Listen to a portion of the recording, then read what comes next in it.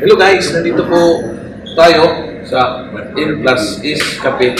Dito kung saan nabalitaan ko na mayroon silang loyalty card. Tara, alamin natin kung yung pinagbibili nilang loyalty card. Dito ko ngayon sa loob ng cafe na kung saan i-scan ko muna yung dito para ma-register ako.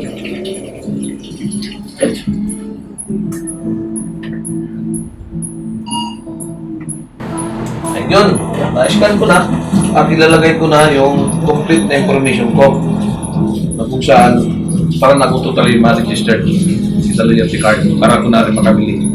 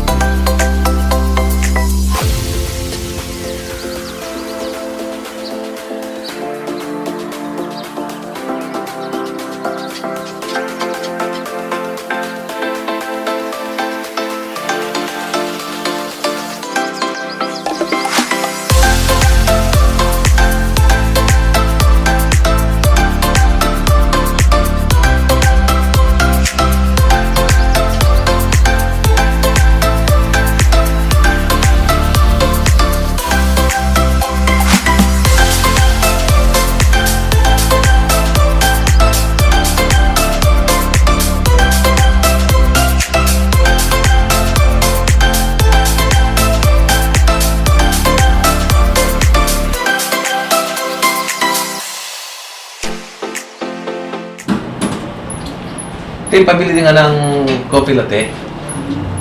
Meron ka na bang loyalty card? Andito po, ate. Meron na po. Sige, scan natin.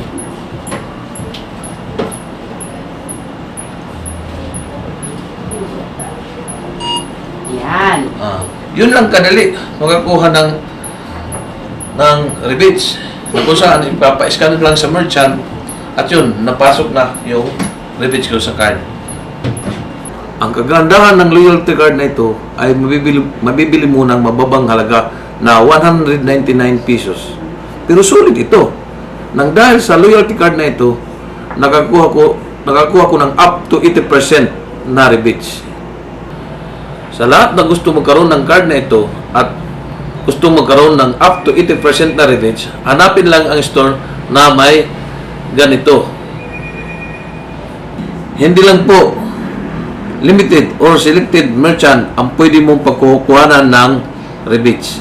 Pupunta naman tayo sa store na kung saan pwede tayong kumita ng cashback sa pamagitan ng pag-send ng resibo.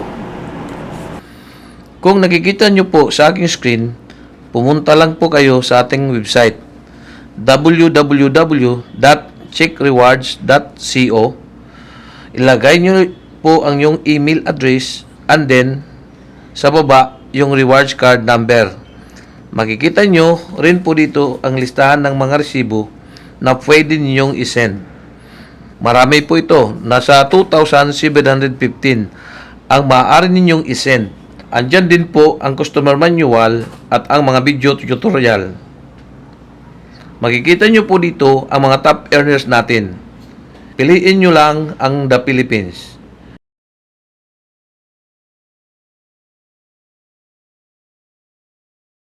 Mamili po kayo ng kategory kung ano ang isisinyo na resibo.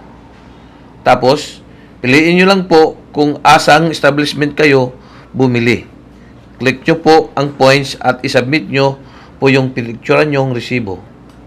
Again, sa lahat ng gusto magkaroon ng card na ito at gusto magkaroon ng cashback, hanapin lang ang store ng kapartner ng Check.